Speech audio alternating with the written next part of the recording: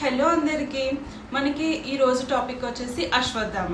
త్రిమూర్తులలో ముగ్గురైన బ్రహ్మ, విష్ణు, శివుడు, వీళ్ళ ముగ్గురులో ఇద్దరు అవతారాలు మనకి కృష్ణుడు అండ్ అశ్వత్థామ.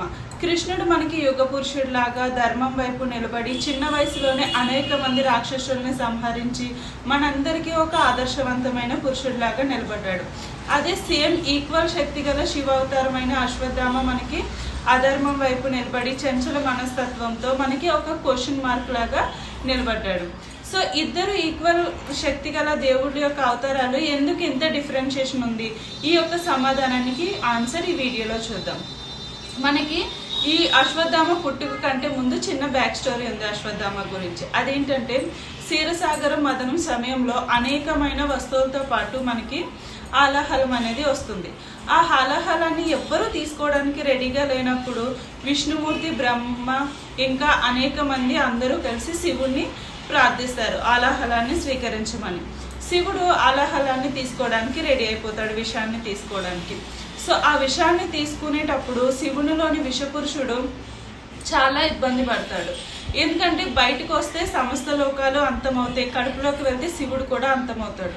సో శివుడి యొక్క కంఠం వద్ద ఆ విషాన్ని నిలిపివేసి ఉంచాలి, నీలకంఠుడు అంటారు. ఆ కంఠం దగ్గర ఆ విషాన్ని ఉంచినప్పుడు స్టార్టింగ్ టైంలో శివుడు చాలా ఇబ్బంది పడతాడు.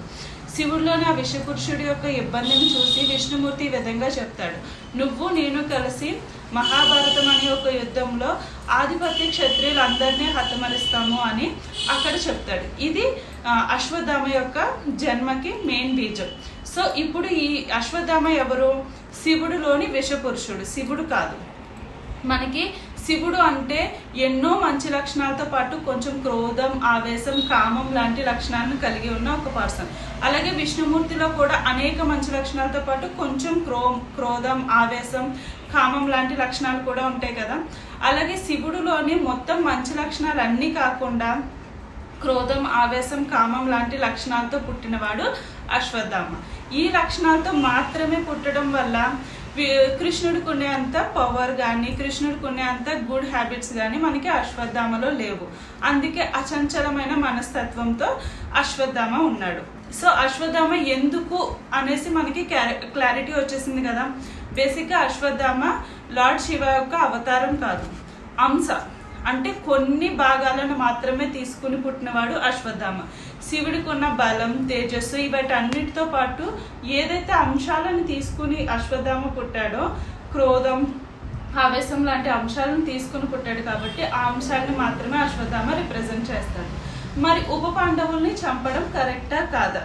ఇప్పుడు బేసిక్గా పాండవులలో మనకి 25% మంచి 25% చెడ్డ లక్షణాలతో పాటు 75% వరకు మనకి పాండవులలో మంచి లక్షణాలు ఉంటాయి.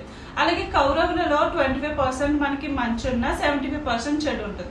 సో పాండవులలో ఉన్న మంచి లక్షణాలకి బహుమతిగా విజయం లభించింది. వాళ్ళకున్న చెడ్డ లక్షణాలకి కొంచెమైనా చెడు ఉంది కదా, దానికి పనిష్మెంట్ ఉండాలి కదా. ఆ పనిష్మెంట్కి గాను ఉప పాండవులు అంతహరించబడ్డారు. సో అశ్వత్థామ యొక్క మెయిన్ స్టోరీ, తన జన్మది అంతా అయిపోయింది కదా. కృష్ణుడు ఇప్పుడు అశ్వత్థామని ఎందుకు శపించాడు? సో ఎందుకంటే ఉప పాండవులను చంపినప్పుడు కూడా కృష్ణుడు అశ్వత్థామకి ఎటువంటి శాపం ఇవ్వలేదు.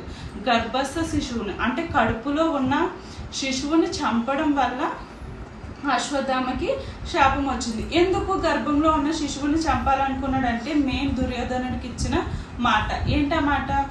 పూర్తిగా పాండవుల్ని అంతం చేస్తాను. సో ఆ మాట కోసం. రెండోది ఏంటంటే బ్రహ్మాస్త్రాన్ని తిరిగి ఉపసంహరించుకోవడం చేతకాక ఆ బ్రహ్మాస్త్రాన్ని ఈ మాట కోసం గుర్తొచ్చి గర్భస్థ శిశువుని అంతరింప చేస్తాడు. సో మనం ప్రీవియస్ వీడియోలో ఒక టాపిక్ చెప్పాను, శివుడే సీతని రాముడు అవమానించడానికి కారణమా అని.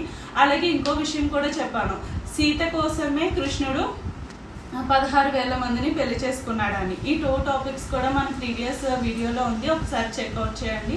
మీకు మహాభారతం, రామాయణం ఇలా ఏదైనా గ్రంథంలో అబ్బా ఇది ఎందుకు ఉండిపోయింది క్వశ్చన్ మార్క్ చాలా మందికి ఉంటాయి కదా, మనకి కామెంట్లో పిన్ చేస్తే నా పరిజ్ఞానం మీదకు మీకు ఆన్సర్ చెప్పడానికి ట్రై చేస్తాను. అలాగే ఈ వీడియో నచ్చితే కామెంట్ చేయండి. నా ఆన్సర్ కరెక్ట్ అనిపిస్తే ఎస్ అని, రాంగ్ అనిపిస్తే మీకు తెలిసిన కరెక్ట్ ఆన్సర్ని పిన్ చేయండి. Thank you.